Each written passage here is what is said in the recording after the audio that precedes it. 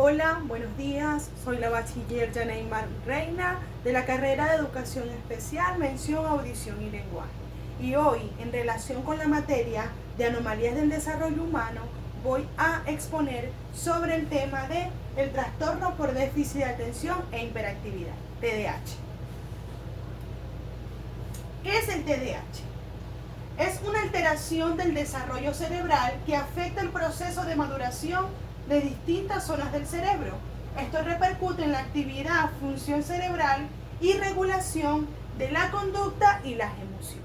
¿Okay? Es un trastorno del neurodesarrollo. En esta misma línea, como ya veníamos hablando, son aquellos trastornos que se dan durante la infancia, se presentan durante la infancia y que la persona nace con ese trastorno.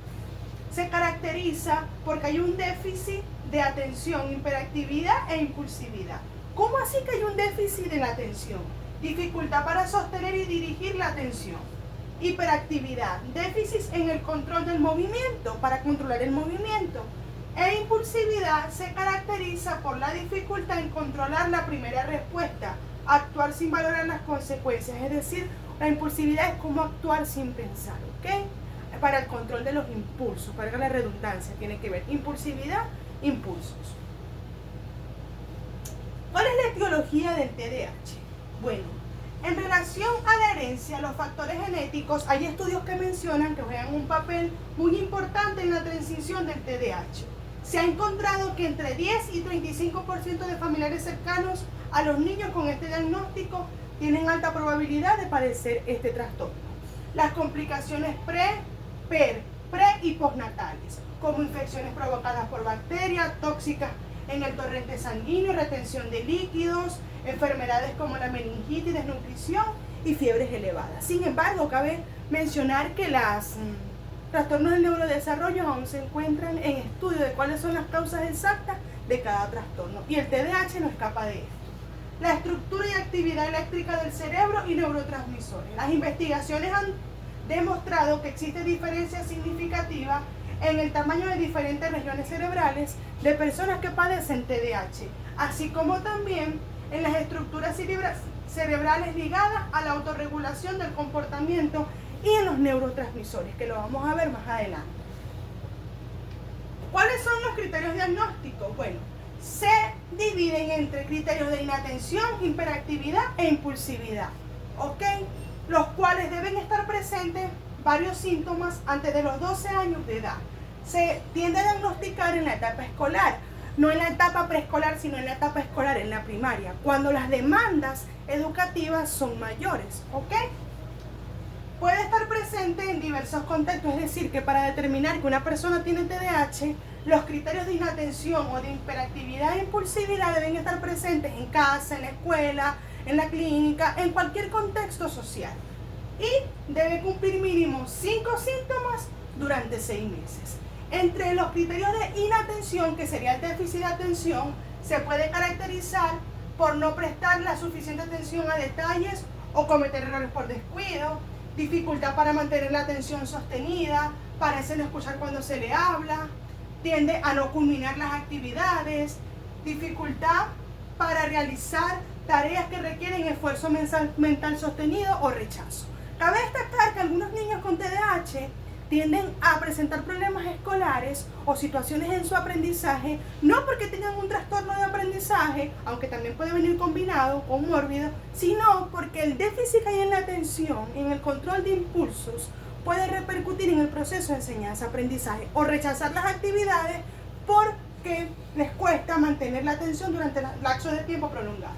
En cuanto a la hiperactividad e impulsividad, puede ser que juguetea con las manos o pies, le cuesta mantenerse quieto en un asiento, parece actuar como si un motor lo impulsara, corretea, no espera su turno para hablar, interrumpe, le cuesta esperar su turno, responde precipitadamente antes de que la persona haya completado una pregunta, incapacidad para jugar o participar tranquilamente en actividades de ocio. El TDAH puede venir su presentación como trastorno por déficit de atención, hiperactividad e impulsividad no especificado, trastorno por déficit de atención, hiperactividad e impulsividad especificado, ¿ok? Que es cuando mencionamos que puede ser Hay niños que tienen el TDAH, pero tienden a repercutir más o a estar más presentes los síntomas de inatención, ok, sería trastorno por déficit de atención y hiperactividad de tipo inatento o trastorno por déficit de atención e hiperactividad de tipo combinado, donde los síntomas de inatención y de hiperactividad e impulsividad se presentan de forma combinada. Es decir, unos pueden tener solamente la inatención y aún así tener TDAH, o unos pueden presentar hiperactividad e impulsividad, pero prestan atención. O de tipo combinado, que tienen ambos criterios. ¿Okay? Continuamos por acá. ¿Cuáles son las diferencias que ha habido a lo largo de los años entre el trastorno por déficit de atención e hiperactividad en el DSM-4 y en el DSM-5? En el DSM-4 se diagnosticaba a los 7 años, ¿ok? Y tenían que ser mínimo 6 síntomas en la edad adulta. Y en el DSM-4 aparecía como un trastorno de conducta. Ahora con el DSM-5 se habla de las presentaciones, que ya habíamos mencionado anteriormente, pues tiene que ser diagnosticado antes de los 12 años o presentar los síntomas antes de los 12 años, y hay comorbilidad del TDAH con el trastorno del espectro autista. Mientras en el DSM-4 el TDAH era considerado un trastorno de conducta, en el DSM-5 pasa a ser un trastorno del neurodesarrollo, lo cual cambia y transforma el abordaje multidisciplinario del estudiante que padece TDAH. ¿Qué alteraciones neurológicas podemos ver en las personas que padecen TDAH? Baja densidad de materia gris, lo cual hay déficit en células neuronales, muscular, la percepción sensorial y autocontrol. Anormalidades en la sustancia blanca, es decir, que afecta la transmisión de información. Un volumen cerebral bajo, pérdida de células cerebrales y conexiones neuronales. Maduración cortical lenta, es decir, que los hemisferios tienden a madurar de forma más lenta, a diferencia de personas neurotípicas que no padecen TDAH. Por ejemplo, en el lóbulo frontal hay difusión en la planificación, la integración sensorial, el control de impulsos, atención y percepción del tiempo y la memoria, así como también los ganglios basales que comprometen el control de impulsos, la coordinación de información y la integración de movimientos. Y los neurotransmisores, como lo es la dopamina y noradrenalina, los cuales controlan respuestas mentales, emocionales y motoras. Y la noradrenalina, que es la hormona del estrés, y se activa en situaciones de peligro. Y la capacidad de atención. En cuanto hay una liberación deficitaria en estas neurotransmisores, que son los que se encargan de enviar sustancias químicas y conexiones neuronales en nuestro cerebro. Aquí podemos ver la diferencia de un cerebro sin TDAH y con TDAH. Es decir, que hay un déficit en la sinapsis. Podemos ver acá en el lóbulo frontal como en el cerebro sin TDAH,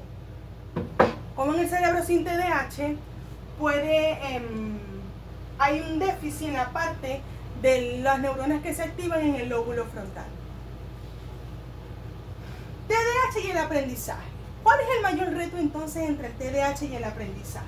Por lo menos el enfoque psicopedagógico debe ir enfocado, valga la redundancia, a estimular la atención y la concentración. La memoria de trabajo, que es la que se encarga para retener y manipular información a corto plazo necesaria para seguir instrucciones o realizar cálculos. Y en relación al control inhibitorio, lo cual en la persona con TDAH tiende a estar relacionado con la impulsividad motora y cognitiva, lo cual afecta en la conducta y hay dificultad para frenar respuestas automáticas o esperar su turno. Así como también las estrategias tienen que ir destinadas a estimular la planificación, la autorregulación emocional y conductual y la velocidad del procesamiento de la información. ¿Ok? ¿Qué estrategias podemos utilizar en la escuela y los docentes y padres para los niños con TDAH? Un ambiente estructurado, adelantar la organización en la escuela. El orden es primordial en ellos porque deben, a la mente con TDAH hay que darle un mapa. ¿Ok? Proporcionar materiales de apoyo, horarios visibles, listados de errores frecuentes, sentarlo en primera fila, utilizar materiales audiovisuales, facilitarle que corrijan sus propios errores y refuerzos de conductas que se desean establecer con el niño. En el TDAH el apoyo psicológico es indispensable, como en todos los trastornos del neurodesarrollo, porque en el TDAH hay que modificar conducta, hay que trabajar la regulación emocional y hay que trabajar el control de impulsos. El TDAH que no es tratado, a futuro hay investigaciones que reflejan que se puede convertir entonces en un trastorno de conducta o desarrollar algún trastorno del estado de ánimo, un trastorno en el índole emocional. Algunas herramientas para utilizar, ¿verdad? Para trabajar la atención son actividades motrices, actividades de seriación, juegos de mesas, modelado de patrones, seleccionar imágenes igual al modelo, laberinto, entre otros. Muchísimas gracias.